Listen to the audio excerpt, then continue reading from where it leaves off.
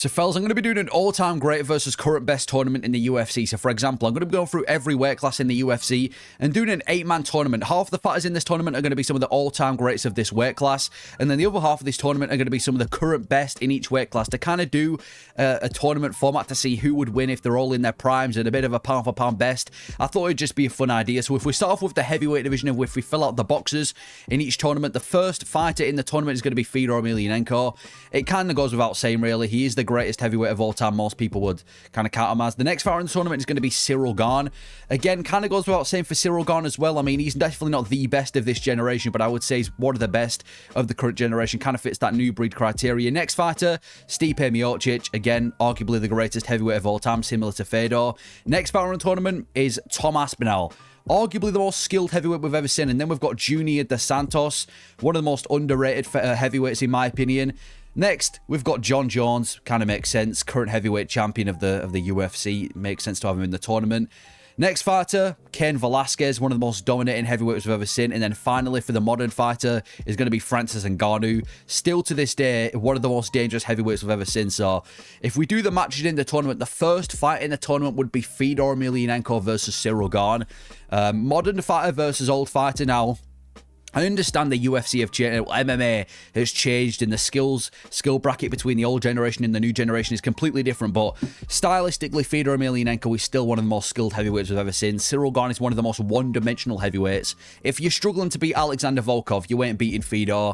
As good as Cyril Gane is on the feet and as technical as he is, Fedor Emelianenko would take him down within a couple of minutes and submit him. So, Fedor's making it through the first round after beating Cyril Gane. And then we've got arguably the best of this generation versus the greatest of all time, Stipe Miocic versus Tom Aspinall. Now, Stipe in his prime was a tough guy to beat, but Tom Aspinall's on a different level. And I know there's going to be people saying, oh, you're just an Aspinall glazer. Go and watch a side-by-side of Stipe Miocic in his prime versus current Tom Aspinall. They're completely night and day. Never mind the Stipe that fought John Jones. Even in his prime, Tom Aspinall, in my opinion, would find a way to knock out Stipe. So I'm getting Aspinall through the first round to beat Stipe Miocic. Then we've got Junior Dos Santos versus John Jones. Again, one of the most kind of dangerous and just underrated heavyweights of all time is Junior Dos Santos. But I think even current John Jones would find a way to beat Dos Santos. He didn't really bring anything extreme that Jones hasn't really seen before in the UFC as Junior Dos Santos. So I believe that John Jones would find a way to beat Dos Santos in the heavyweight division, probably by some sort of TKO later on in the fight. So I'm picking John Jones to make it out the first round. And then finally, Cain Velasquez versus Ngannou. Now, we have seen this fight before, but it was when Cain Velasquez was way past his prime and when Ngannou was on the come up. I think prime for prime, even though this is a tough one to call because I can definitely see Ngannou clipping him, I kind of have to go with Cain Velasquez winning this one. He was one of the most draining grapplers you've ever seen. The guy would just maul people round after round. And even in his prime, Francis Ngannou, Cain Velasquez is a nightmare for him. It's a bit of a toss-up, is this fight. Either Ngannou by KO or Cain Velasquez by mauling. But I'm going to trust that Velasquez can get past the first round and beat Francis Ngannou to make it into the round 2. And then we've got Fedor Emelianenko versus Tom Aspinall. See, here's the thing about Fedor. He's still one of the most skilled heavyweights, and if he was in the current generation of heavyweights in the UFC, he'd definitely be ranked, and he'd probably be in the top 5 considering how bad the division is. But I think you put him against Jones, I think you put him against Francis Ngannou, I think you put him against Tom Aspinall. These are the guys that, in my opinion, would be a little bit too far-fetched for Fedor Emelianenko, even in his prime. Fedor was tough, very quick on the feet, very well-rounded guy, tough in almost all areas. But I've got to pick Tom Aspinall to win. I feel like the UFC's moved on too much since then. You look at Fedor and who he was fighting back in the day. Even though everybody was on steroids, they weren't anywhere near the skill level as Tom Aspinall or even most of today's heavyweights. It's not a confident pick. I understand how dangerous Fedor was, but I'm picking Tom Aspinall, the new breed of heavyweight, to beat Fedor Emelianenko and make it into the finale of the heavyweight division. And then we've got current John Jones versus prime Cain Velasquez. I will say about current John Jones, he doesn't look like, if you take away the light heavyweight legacy of Jones and the name value and everything, and you just look at him from a skills perspective, I don't think he'd beat Cain Velasquez because he didn't look overly impressive against Stipe Miocic. Yes, he looked crafty on the feet and everything, but look at who he's facing. He's facing an old Stipe. And then when he faced Cyril Gane, he looked slow on the feet, and Cyril Gane's the most one-dimensional fighter in the UFC. Again, it's not a confident pick. Maybe Jones would break him down round after round, but I think prime Cain Velasquez, the mauling pace that this guy would bring. Jones has never fought somebody with the pace of Cain Velasquez. It's a toss-up. I'm picking Velasquez to beat Jones, which means the final is going to be Cain Velasquez versus Tom Aspinall. Now, here's the thing about Aspinall. Aspinall's pretty much untested in the UFC. He really, not untested in the UFC, but we don't really know. We've never seen Tom Aspinall go into deep waters ever, because all of his fights end after the first round. And if there's one fighter that you don't want to go into deep waters with, it's going to be Cain Velasquez.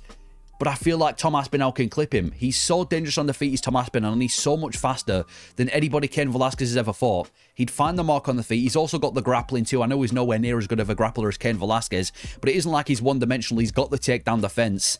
He's quick as fuck on the feet. If it gets past the first round or the second round, probably Cain Velasquez mauls him.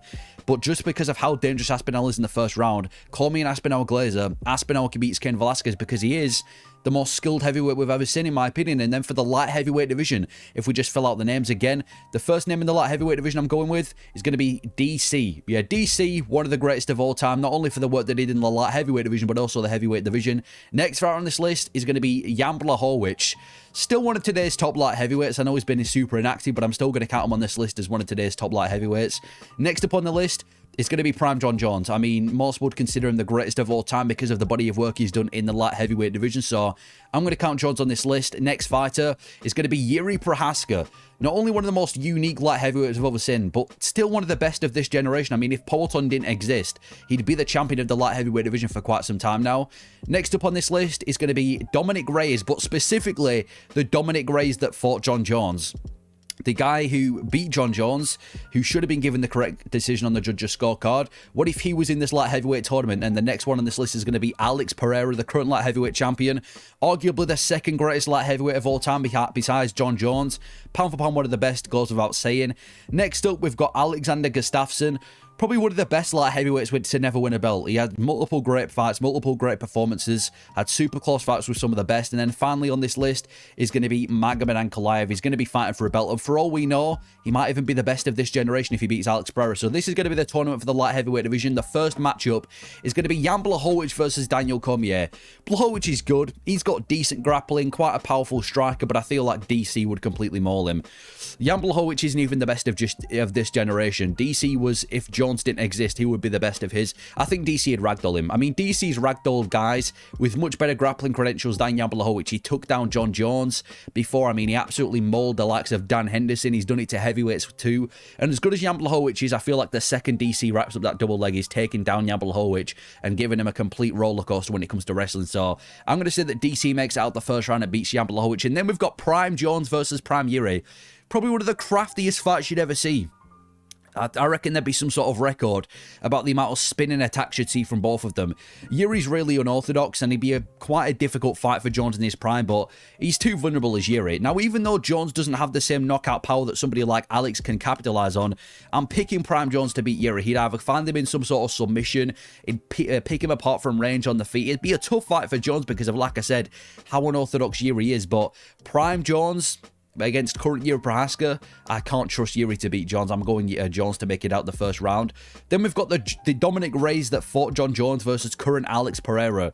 Now, the Reyes that fought Jones was tough, man, because not only did he have decent wrestling, but he was also obviously very effective on the feet. He was out striking Jones for the majority of the fight. And against current Alex Pereira, it's still a difficult fight for Alex, again, because of the fact that Reyes could shoot a takedown, but we're talking about Reyes, who is known for having one of the worst chins in the light heavyweight division. And then you can make an argument that at the time of fighting Jones, his chin might have not been that bad. But then you can also say that Jones doesn't have the power to kind of expose the chin of Reyes.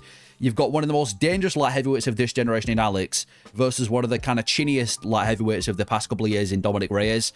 As good as Reyes is, as much as I think he'd bring a fight to Alex, at some point in the fight, Alex would land on Reyes and he'd knock him out. I really do believe that. So if you're telling me, if these guys were to go 25 minutes and unless Reyes finishes him early, Alex doesn't land on the button, you're crazy. Alex would land on the button, especially for how powerful and how good of a kickboxer he is. He'd knock out Reyes, even the one that fought John Jones. Styles make fights. Reyes is a terrible matchup for Jones, but for a guy as dangerous as Alex, I don't know if he is. And then we've got Prime Gustafsson versus Magomed Ankalaev. As good as Gustafsson is, again, this kind of just goes back to the skill level evolving. Ankalaev, in my opinion, is just a much more skilled version of Gustafsson. Maybe not on the feet. The striking of Gustafsson is definitely where he has the edge over Ankalaev. I still remember that combination he had against Glover Teixeira where he put him to sleep. Ankalaev's striking isn't bad, but I feel like the fact that he's so well-rounded and the fact that he's been able to get past a lot of the more modern light heavyweights, I mean, he was just out striking Alexander Rakic as well, so I reckon Ankalaev would get past Gustafsson.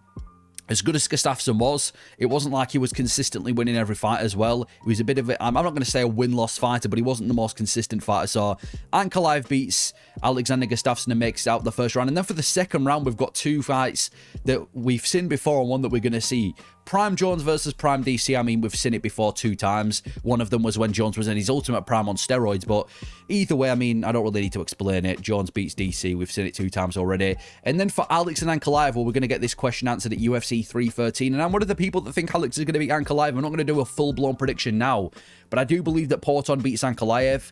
As good as Ankalaev is, I feel like this whole narrative that Alex has 0 wrestling, it's kind of died down. Fair enough, that would have been a narrative a few years ago when he was in the middleweight division, but nowadays, still using Alex has no wrestling as an excuse, and fair enough, nobody's tested it, but if you think he's not training that wrestling with Glover, you're crazy. On top of that, Ankalaev hasn't shot a takedown in a few fights, and on the feet, it's night and day. Alex has the capability to definitely put Ankalaev to sleep. Ankalaev didn't look overly impressive against Alexander Rakic as well. Again, bit of a 50-50 fight, not a confident pick, but I do think that Porton's going to beat Ankalaev, which brings us to the finale, which is the best of this generation versus the greatest of all time, Jones versus Alex. As dangerous as Alex is on the feet, Jones would take him down and submit him. And I know I just went on that whole rant about how Alex has got good takedown defense. It's one thing having good takedown defense against Magomed Ankalaev, who doesn't shoot takedowns, but when you're facing a wrestler at the level of John Jones, and a guy as experienced as John Jones, who's fought multiple different styles, he would definitely, without a doubt, be able to take Alex down. The inexperience in mixed martial arts is too much, and he'd find a way to beat Alex on the ground, whether it be by a quick submission like he did with Cyril Gane, or whether it be by ground and pound.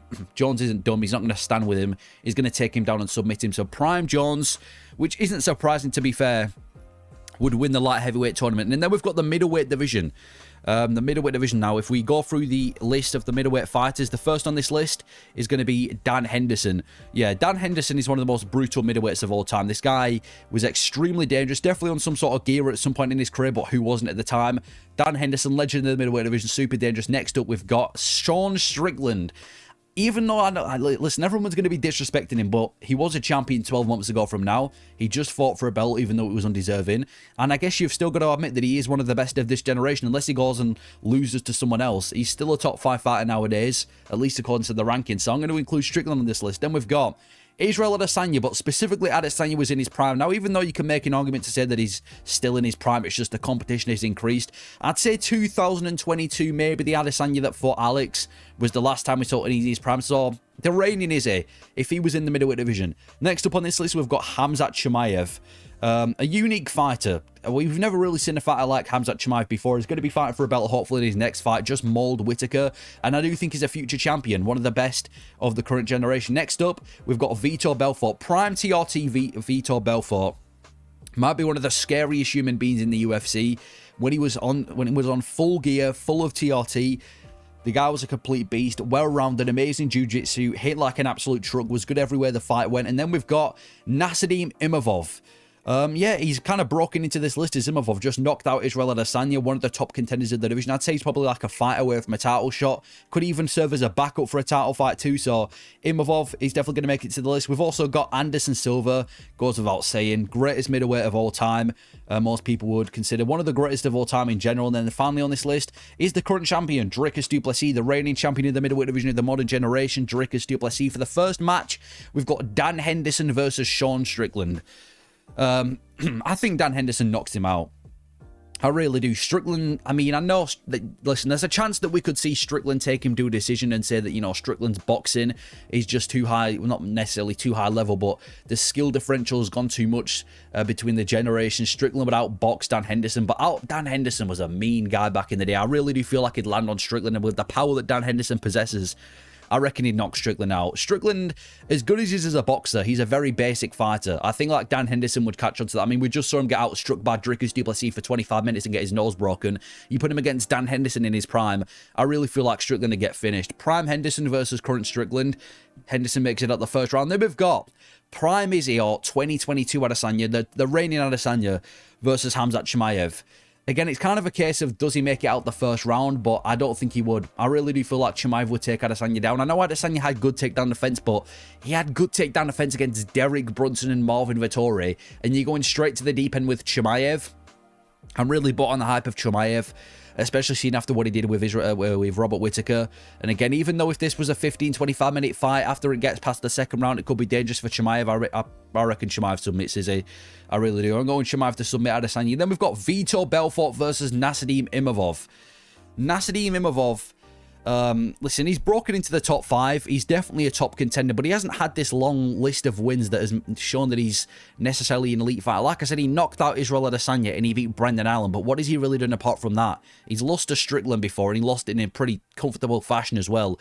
Imavov hasn't really done anything crazy in this division to make me think that he beats prime Vitor Belfort, who, like I said, in his prime was one of the most dangerous fighters in the UFC. Extremely kind of violent, extremely kind of chaotic, great jiu-jitsu, powerful guy on the feet, scary everywhere the fight went. Listen, maybe you can make an argument that the current generation is too much for Vitor Belfort, but in his prime, Vitor Belfort, I think he gets a nasty Imavov out of there. So I'm picking Vitor Belfort to beat Imavov. And then finally, we've got Anderson Silva versus Dricus du Plessis. Now, even though I remember a few years ago when Dricus just became the champion and people were saying that Silva would blow him out the window because of how vulnerable Dricus is. Dricus, the guy, as goofy as he is, I think because of how well-rounded he is, he could definitely beat Anderson Silva. But with that being said, I feel like Anderson, using the skill level is completely different between the generations argument against Silva doesn't work, because Silva was so far ahead of everybody else when he was in his prime. Now, I don't think this would be an easy fight for Anderson Silva when you're facing Dricus du Plessis. Easy fight with Dricus in the same sentence doesn't make sense, but I do believe at some point in the fight, Anderson Silva would find a way to beat Dricus du Plessis. I think he'd find a way to clip Dricus on the feet in the stand-up department because of how snappy Silva was on the feet. Again, it would be a dogfight. It wouldn't be a dominant Anderson Silva performance, and it's a bit of a 50-50 fight, but I'm going to trust that Silva makes it out the first round and beats Dricus du Plessis. Just because of kind of the style of Dricus du Plessis and how chaotic he is against a striker as dangerous as Silva. And then we've got Dan Henderson versus Khamzat Chimaev. Dan Henderson was good. And again, it goes back to the case of if it makes it out the first round, he's knocking Chimaev out. And even on the feet, I mean, if you're getting clipped by Gilbert Burns, you're going to get KO'd by Dan Henderson. But the grappling of Dan Henderson wasn't necessarily elite. He wasn't a bad grappler necessarily, but it wasn't elite. And I feel like Chimaev, being the wrestler that he is of the current generation, would find a way, not even just find a way, but would be able to take down Dan Henderson. We've seen Henderson struggle with grappling before in multiple different fights. Even against guys that aren't really known for the grappling. I mean, the guy got taken down and submitted by Anderson Silva. So I think Chimaev would take down Henderson and probably find a submission early. And if he doesn't, he gets finished. But I think he would. So I'm picking Chimaev to make it into the final. And then we've got Anderson Silva versus Vitor Belfort. We've seen the fight before. Anderson Silva with a brutal front kick to the face knocks out Vitor Belfort. And then we've got Anderson Silva versus Khamzat Chimaev in his prime. Well, I say Khamzat Chimaev in his prime. I mean Chimaev now. Again, it goes back to the argument Chimaev could take down Anderson Silva, but Anderson Silva wasn't a bad grappler. He wasn't an elite grappler. He wasn't one of the best, but he was a smart fighter. I think he'd keep Chimaev at range. And if you're struggling with Kamaru Usman on short notice after the second round and you're getting into a dogfight with Gilbert Burns, I think in a 5-rounder or even a 3-rounder, Anderson Silva would beat Chimaev comfortably. He'd absolutely pick him apart on the feet. I don't think he'd get necessarily submitted by Chimaev early on, unless Chimaev, since the Whittaker fight, has developed 3-round cardio where he can push that same pace for a full 15 minutes. I'm picking prime Anderson Silva to clip and piece up Khamzat Chimaev. I need to see a little bit more from Chimaev, and I need to see him get past the first round and look good at getting past the first round before I pick him to beat somebody like Anderson Silva, who has dominated the middleweight division for years. So I'm picking Anderson Silva, the greatest of all time, to come on top of the middleweight tournament. And then we've got the welterweight division. If we look at some names in the welterweight division, first of all on this list, I'm going to go with Robbie Lawler. Yeah, Robbie Lawler's going to make it onto this list. This guy is, again, one of the, kind of the original BMF of the UFC. Violent, dangerous guy, scary striker, definitely makes it onto the list. Then we've got Jack Della Maddalena. Now we're going to be fighting for a belt against Belal Muhammad, and similar to a guy like Robbie Lawler, dangerous striker, one of the best, if not the best boxer right now in the welterweight division. So I'm including JD. And we've also got Kamaru Usman in his prime. Prime Usman, 2021 Usman, the Usman that fought Masvidal and Burns. Arguably one of the best welterweights we've ever seen. I'd say he's probably the second greatest welterweight of all time. So you've got to include Usman on this list, as well as Shavkat Rakhmonov. Kind of technically the #1 contender in the welterweight division. Undefeated, 19 wins, 18 stoppages, top of the middleweight, the welterweight division. Next up on this list, Matt Hughes. Yeah, Matt Hughes, I mean, he's historically one of the well, I'd say top 5 greatest welterweights of all time, and the guy was a freak of nature in his prime, not taking on, but also in this tournament we've got Leon Edwards, yeah, current one of the top guys in the division, former champion, a fight ago he was a champion, still I think ranked #1 in the division, so you've got to include Leon. Next up, you've got GSP, goes without saying, greatest welterweight of all time, one of the greatest of all time in general, and then next up on this list, you've got Belal Muhammad, the current welterweight champion. There's even an argument you can make to say that he's the second greatest welterweight of all time because of the resume that he's got. So this is the tournament. The first matchup that we've got is Robbie Lawler. Listen, as violent as Robbie Lawler, well, Robbie Lawler versus JDM. Now, as violent as Robbie Lawler was in his prime and as good of a striker he was, I think JDM beats him, and I think he does it with a bit of ease. This isn't a favourable matchup for Robbie Lawler because JDM... Listen, Robbie Lawler was a good boxer in his prime, but again, if you go and watch a side-by-side of both of these guys competing in the UFC, the boxing is night and day. I think JDM pieces up Robbie Lawler. Not necessarily pieces him up. I don't think he dominates Robbie Lawler because of the striking that Robbie Lawler possesses would put him into a tough fight, but stylistically... a striker like Robbie Lawler against a striker like JDM, I feel like this would be a favourable fight for JDM. He's one of the best boxers we've seen in the welterweight division, and again, it goes back to the whole argument of the modern generation catching up. So I'm picking JDM to beat Robbie Lawler. As good as Robbie Lawler was in his prime, against somebody like JDM in the current division of the welterweight, well, the current welterweight division, I think JDM beats him and outboxes him. I'm picking JDM to beat him. And then we've got Prime Usman versus Shavkat Rakhmonov. If you're getting taken to a decision by Ian Garry across 25 minutes and you're unable to take him down, and even he's taking you back and having moments on the feet, imagine what Prime Usman would do to Shavkat Rakhmonov. Listen, I'm not going to sit here and call him overrated necessarily, Shavkat. I was calling him overrated before the Ian Garry fight. I'm not going to hop on the bandwagon now, but... there's an argument to make that current Usman beats Shavkat, the current inactive out of Prime Usman beats Shavkat. If that's even an argument, then Prime Usman would do unspeakable things to Shavkat. I reckon he completely pieces him up on the feet. Not pieces him up, but would do the better in the striking exchanges. We saw it when he brought Kobe's jaw and knocked out Masvidal. I think he does the same to Shavkat. I even think he takes down Shavkat and dominates him with the wrestling. I mean, we've seen Shavkat, like I said, just get his back taken by Ian Garry. You put him against Usman, it's night and day between the skulls. So I'm picking Usman to beat Shavkat. Then we've got Matt Hughes versus Leon Edwards. Now, Matt Hughes was a freak of nature, known for being one of the strongest welterweights we've ever seen. The guy apparently had the strength of a light heavyweight in the welterweight division. But with that being said, Leon Edwards is better everywhere the fight goes. Leon Edwards would keep the fight standing with ease. Unless Matt Hughes can lock up a double leg and dominate in the way Belal did, which I don't think he would. Leon's keeping the fight standing and he's completely picking apart Matt Hughes. Leon's not even a finisher, but because of how far they are in terms of technique, he could even find a late finish in this fight. So Leon, without a doubt, beats Matt Hughes. And then we've got GSP versus Belal Muhammad.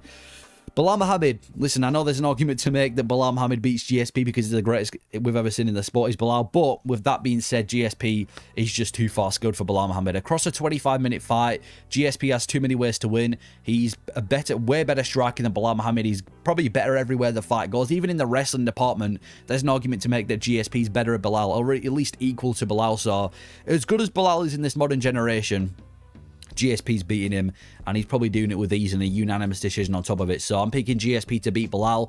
The next matchup we've got is Prime Kamaru Usman versus Jack Della Maddalena. Now, this is a tough fight for Usman because JDM, obviously a solid boxer, definitely the better striker than Usman. Usman would have to have a similar game plan to what he did against Leon Edwards, but I think Usman would do very similar. I think this fight would go very similar to Usman in the second fight with Leon, minus the head kick, because JDM...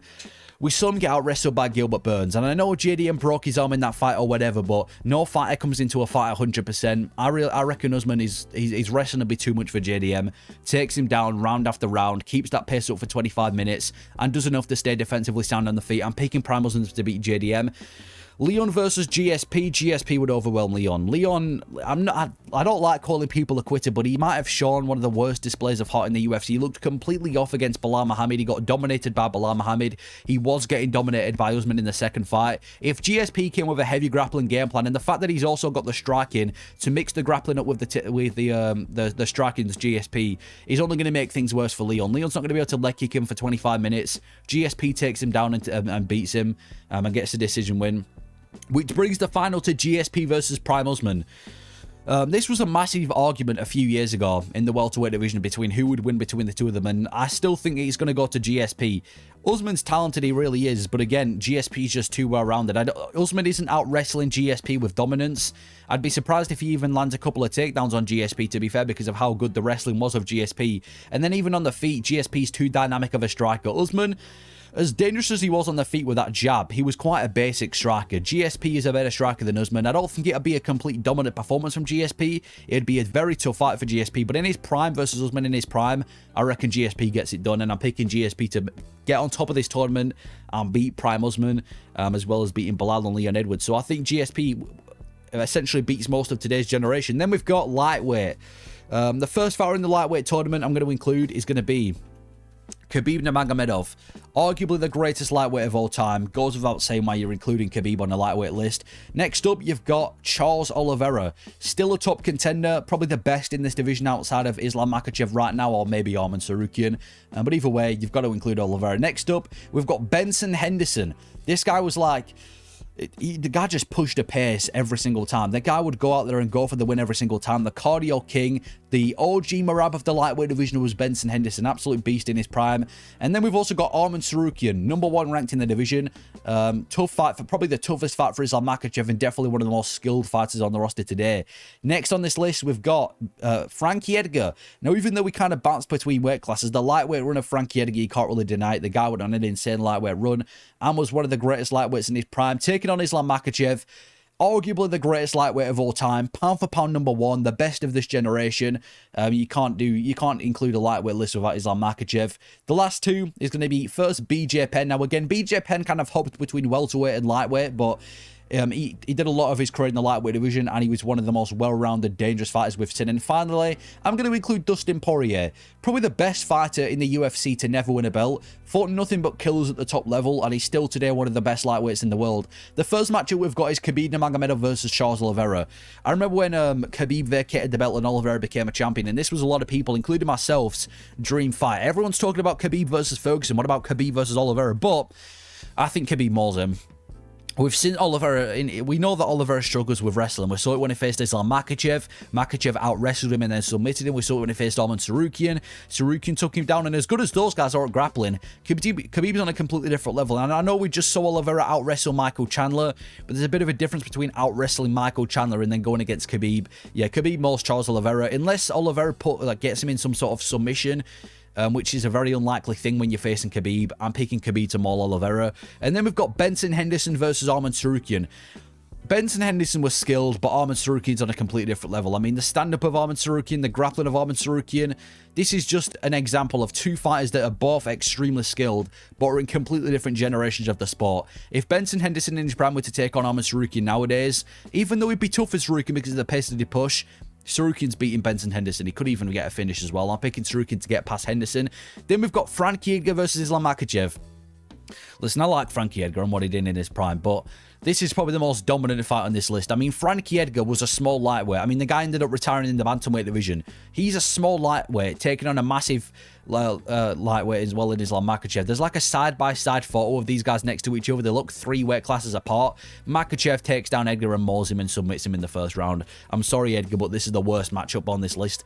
And then we've got BJ Penn versus Dustin Poirier. Now, BJ Penn in his prime was a monster because he was just so well-rounded. Like, everyone was saying, you know, he had elite boxing, elite jiu-jitsu, elite wrestling. It seemed like wherever he decided to take the fight, he'd be elite at. But we're talking about BJ Penn in the early 2000s, or maybe, you know, late 2000s, taking on Dustin Poirier. And as good as Dustin Poirier is and as good as BJ Penn is, Dustin Poirier beats BJ Penn. I think if you transport prime BJ Penn into the current lightweight division, he makes it into the top 10, but I don't think he makes it into the top 5. Okay, maybe he could pull off a win over Dan Hooker, but he doesn't beat a Poirier, a Tsarukyan, an Oliveira, you know, and Islam Makhachev. He doesn't beat these guys, and you can even make the argument that, oh, Poirier's wrestling would lack. Poirier's wrestling only sucks when he's facing elite wrestlers, like Khabib, like Islam Makhachev, who, by the way, he survived 24 minutes against, like against Charles Oliveira. And I know Benoit saying that he's took him down, but what happened in the second round? I think Poirier pieces up BJ Penn. Doesn't dominate him, doesn't batter him for the entire fight, but the striking differential between the two of them is too much. I'm going Dustin Poirier to beat BJ Penn. The skill level's too much and the sport has evolved. Then we've got Khabib versus Tsarukyan. I've said this before and I'm going to say it again. Arman Tsarukyan might be one of the worst stylistic matchups for Khabib in the entirety of the UFC. A wrestler with elite striking, a guy with some of the best wrestling in the modern generation with better striking than Khabib and Arman Tsarukyan. That's a terrible fight for Khabib, but with that being said, Tsarukyan, as good as he is, he was nowhere near as dominant with the grappling as Khabib. I mean, you can make an argument to say that he's equal to Islam Makhachev, but even then, even if you're equal to Makhachev, which is one thing, being equal to Khabib is a different thing. And we saw him against Mateusz Gamrot, when Mateusz Gamrot not only wore out Arman Tsarukyan, but was out wrestling Tsarukyan for a lot of that fight. So I think Khabib would not only wear out, but kind of more Tsarukyan based off what I saw in that Gamrot fight. Take him down, do the better with the wrestling, and in those later rounds where Tsarukyan's exhausted, do Khabib things and basically maul Arman Tsarukyan. I'm getting Khabib through to the final. And then we've got Dustin Poirier versus Makhachev. I mean, we saw this fight a year ago at UFC 302. Very close fight. Well, it wasn't a close fight, but very back and forth fight. Poirier did his best, but inevitably Makhachev got the win. And then we've got a fight that doesn't really get talked about, but an interesting fight. Khabib versus his prototype Islam Makhachev. I think Makhachev beats Khabib. I know there's going to be people that say Makhachev admitted that Khabib would beat him, but you're just saying that to be respectful. I think if you put Prime Khabib against Prime Makhachev, even though Khabib's a better grappler than Makhachev, I don't think he's that much better to the point where he'd be able to dominate Makhachev with the wrestling for 25 minutes or for 15 minutes, however long the fight would be. And I think on the feet, Makhachev's just too well-rounded for Khabib. Khabib was never a great striker. Never a great striker. I think Makhachev would definitely pick him apart on the feet, keep the fight standing, do all right in the clinches. On top of that, just the strength of both of them. I know they're very equal when it comes, well, not equal when it comes to wrestling. Khabib's better, but I just think Makhachev's too well-rounded. I think Makhachev would beat Khabib. I think from a skills perspective, Makhachev is a better fighter, a better fighter than Khabib, essentially. Now, Khabib would be a tougher fight for most people because even though Makhachev's more well-rounded, Khabib's wrestling is so good to the point where wherever he wants to take people down, he could. But you put them against each other, I think Makhachev pulls through and would win the lightweight tournament. And then we've got the featherweight division. The first fighter on the list of the featherweight division is going to be Jose Aldo. One of the greatest, arguably the greatest featherweight of all time. Some of the best longevity we've ever seen in the sport. Jose Aldo 100% on this list. We've also got Max Holloway, one of the few featherweight champions in the world. He's been at the top of the featherweight division for essentially since the featherweight division has ever been a thing. Definitely includes on this list. Then we're going to have Alexander Volkanovski. Again, one of the greatest featherweights of all time. He's actually going to be fighting for a belt against Diego Lopez again. So potentially he can become a two-time champion in this division. We've also got Movsar Evloev, one of the best of this, I guess, the current era. Just beat Aljamain Sterling. Arguably deserves a title shot. Top 5 in the UFC right now. I'm including Evloev. We've also got Uriah Faber, the California kid. Probably the best featherweight to never win a belt, or arguably just one of the best UFC fighters to never win a belt. His WEC days, he was super skilled. We've also got Diego Lopez. Again, one of the top fighters of this generation. Going to be fighting for a belt against Volkanovski at UFC 314. So that's going to be fun to see. Next up on this list, Conor McGregor. Prime Conor McGregor on his featherweight run. Undefeated, arguably one of the most skilled featherweights we've ever seen. And then finally, the former champion, Ilia Topuria. The best featherweight of this generation. Just knocked out Holloway and Volkanovski back-to-back. Who does that? The first matchup is Jose Aldo versus Max Holloway. Now, we've seen this fight 2 times before, and it went the exact same way with Max Holloway finishing Aldo. But there is an argument to make that Jose Aldo wasn't in his prime at the time of facing Max Holloway. And I'd say Aldo was probably in his prime when he fought Chad Mendes, around that Chad Mendes fight time. But just because he wasn't in his prime necessarily when he faced Max Holloway, that doesn't mean I'm going to pick Prime Aldo to beat Holloway. Yes, it would be a lot closer. Yes, Aldo would probably put up a much better fight than he did in the fights with Holloway, but Holloway beat him pretty comfortably their first 2 fights. Even though Aldo would be more skilled and is a dangerous matchup for anyone, Holloway stylistically is a very tricky matchup for Aldo. I'm picking Max Holloway to beat Jose Aldo, historically, again, based off what we've seen in the 2 fights that they had. The next fight we've got is Alexander Volkanovski versus Movsar Evloev. I mean, we could have been seeing this at UFC 314, but I'm talking about Prime Volkanovski in the 2022, the Yair Rodriguez that fought, the Alexander Volkanovski that fought Yair Rodriguez against current Movsar Evloev. Even though Evloev will be tough because of the wrestling, and it's a completely new style to what Volkanovski's used to in the featherweight division, I'm still picking Volkanovski to win. Volkanovski had amazing wrestling. He showed that in the fight with Makhachev. And when it comes to the striking between the two of them, I mean, Evloev arguably lost to Arnold Allen. You're going to get absolutely pieced up by Alexander Volkanovski. Volk's making it past the first round. Then we've got the California kid versus Diego Lopez. Listen, I'm a big fan of Diego Lopez, but I'm going to go out and say that Uriah Faber beats him. That might be a bit of a hot take, and maybe the skills evolve too much, but Uriah Faber, he's shown that he's one of the best fighters to never win a belt. And in his WEC days, this guy was an absolute monster. Great wrestler.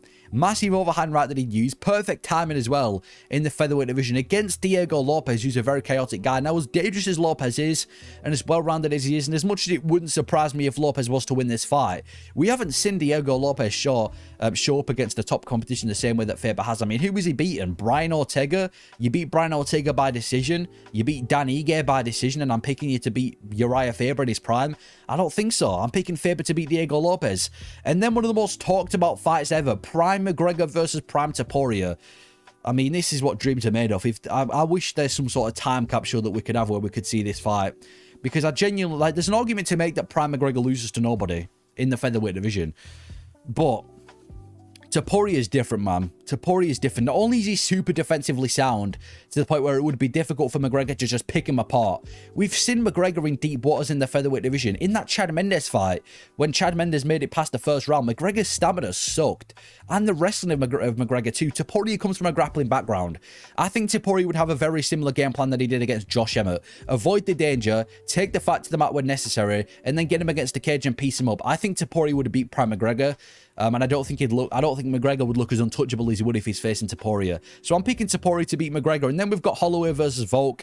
We've seen it 3 times already. Volkanovski beat him, with the third one being the most decisive. Volkanovski makes it into the final. And then we've got Uriah Faber versus Ilia Topuria. Yeah, Uriah Faber, Karate Kid. California Kid was a tough guy. But Topuria is too skilled, and the skill gap between the two of them is on a completely different level. Topuria knocks him out. And then we've got Topuria versus Volkanovski. Now, even though you can make a slight argument to say that the Volk that fought Topuria wasn't in his prime because he'd already been knocked out by Makhachev, I've got to go with Topuria. I think he's the best featherweight of this generation. Well, maybe not the best in terms of greatness. Obviously, Volkanovski still holds that crown. But in terms of skill and everything combined, I think Topuria beats Volkanovski, and Topuria wins the tournament in the featherweight division. And then we've got the bantamweight division. The first fighter on this list in the bantamweight division is going to be Dominic Cruz. Arguably the greatest bantamweight of all time. Recently retired, but what he did in the bantamweight division in his prime was amazing. Beat so many top guys. Next up, we've got is Umar Nurmagomedov. Just lost for the title, but he's still one of the best in the division. Amazing wrestling. One of the most skilled fighters in the UFC right now. Next up on this list, we've got Cody Garbrandt, but specifically the Cody Garbrandt that fought Dominic Cruz. The guy that was in a complete, like, matrix when he fought Dominic Cruz. There's again an argument to make that the Cody Garbrandt that fought Cruz would never lose to any other bantamweight. Next up, we've got Peter Yan. Former champion, one of the best in the current generation. 2-fight winning streak. You can't talk about bantamweights and not have Peter Yan's name in there. Next fighter we've got is going to be TJ Dillashaw in his prime, full of steroids with the knockout power. TJ Dillashaw in his prime was one of the most dangerous bantamweights in the world. So I'm including Dillashaw on this list. And we've also got Sean O'Malley, former champion, just lost to the belt. And arguably, this might sound crazy, but arguably one of the best strikers we've ever seen in the bantamweight division. Super elite striker. We've also got on this list Henry Cejudo in the bantamweight division. The guy that stupidly retired in his prime. We're going to be seeing him compete tomorrow, but if only Cejudo that was in his prime was still competing. One of the dumbest decisions to retire in his prime because he was so skilled. And then finally, Merab Dvalishvili, arguably the greatest bantamweight of all time, definitely the best of this generation, and pound for pound one of the best in the world. The first fight we've got is Dominic Cruz versus Umar Nurmagomedov. Yeah, Dominic Cruz was skilled in his prime, but Nurmagomedov beats him. I mean, Nurmagomedov is probably top 5 most skilled bantamweights we've ever seen in history. And in a division like bantamweight where the guys are so small and you've got to be constantly evolving, even like the time difference between Cruz's prime and Umar Nurmagomedov's time, he's completely different. Nurmagomedov takes him down and mauls him. And even in the striking department, there's an argument to make that Nurmagomedov has better striking than Cruz saw. I'm picking Nurmagomedov to beat Cruz. And then we've got the Cody Garbrandt that fought Cruz versus Peter Yan.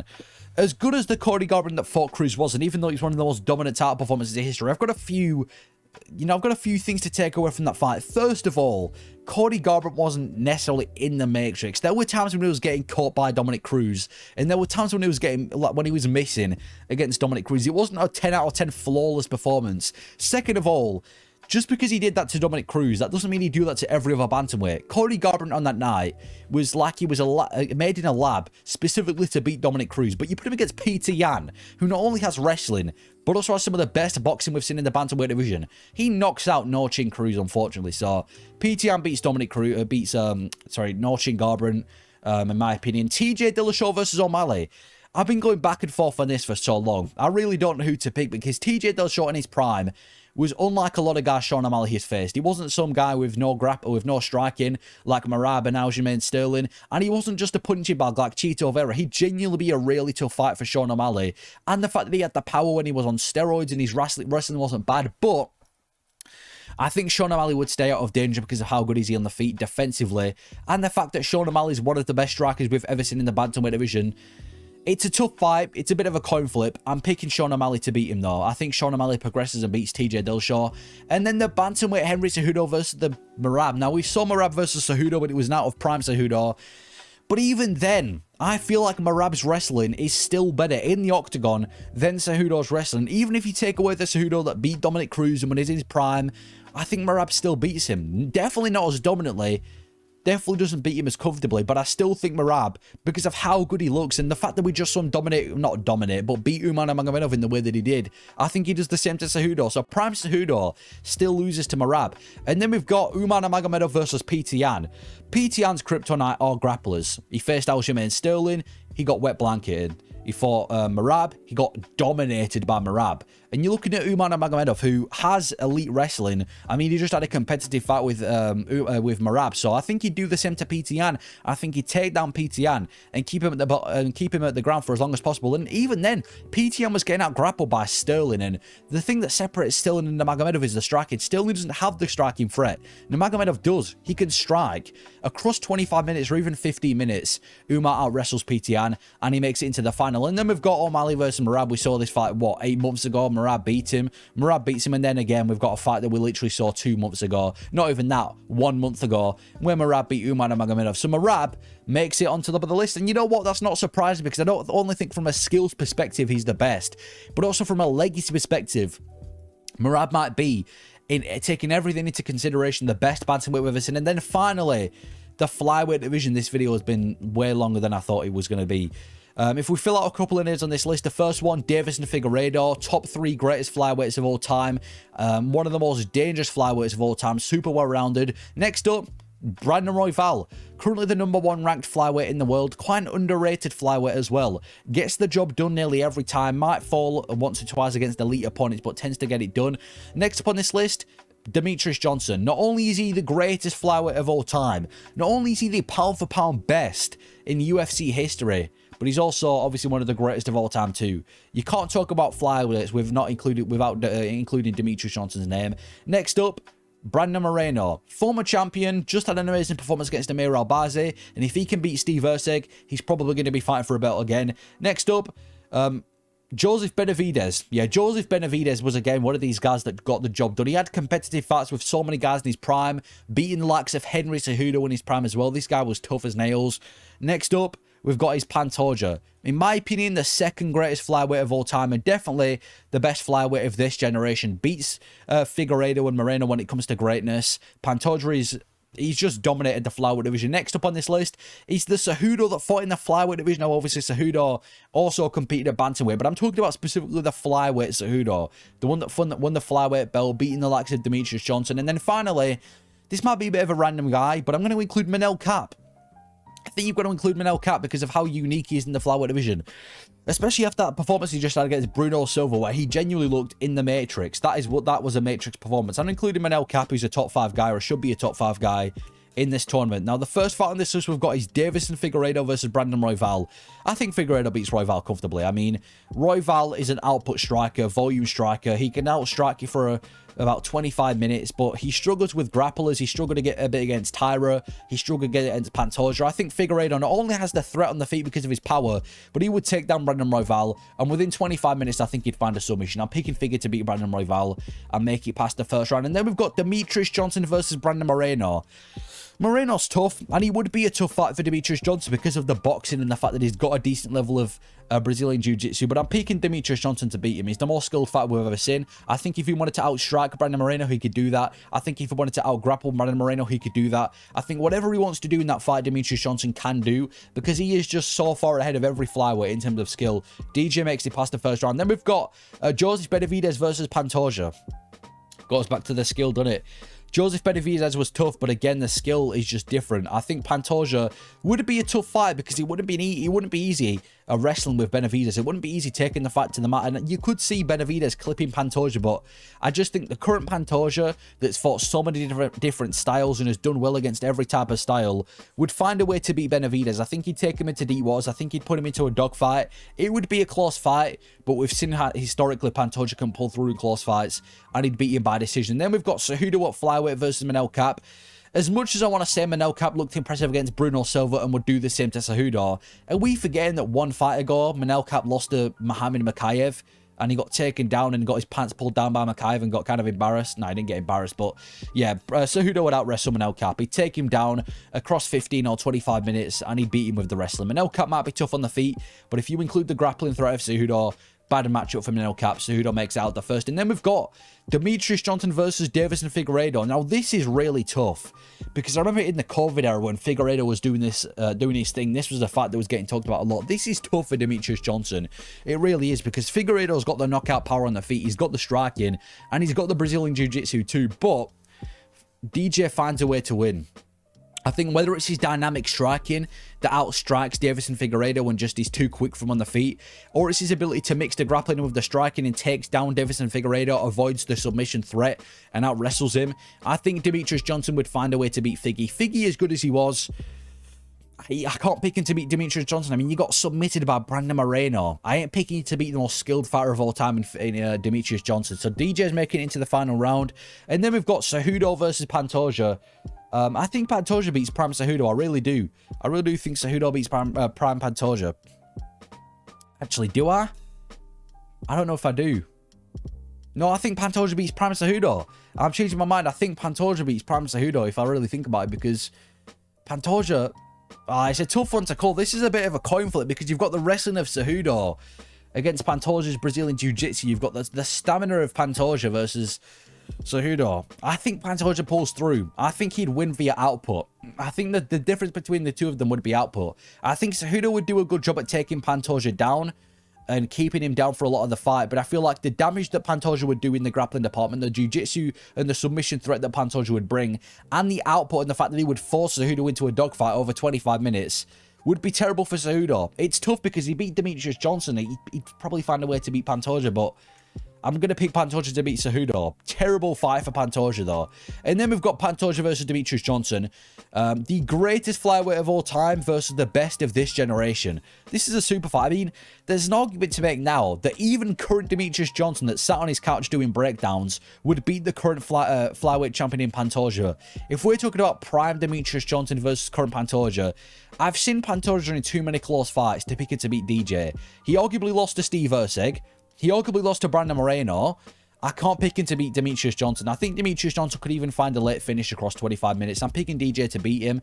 So Demetrius Johnson comes on top. And then if we go through all the champions, all the fighters who won the tournament, we start off with the flyweight division with Demetrius Johnson becoming on top, which isn't a surprise. Followed up by Marab, who is the most skilled bantamweight we've seen.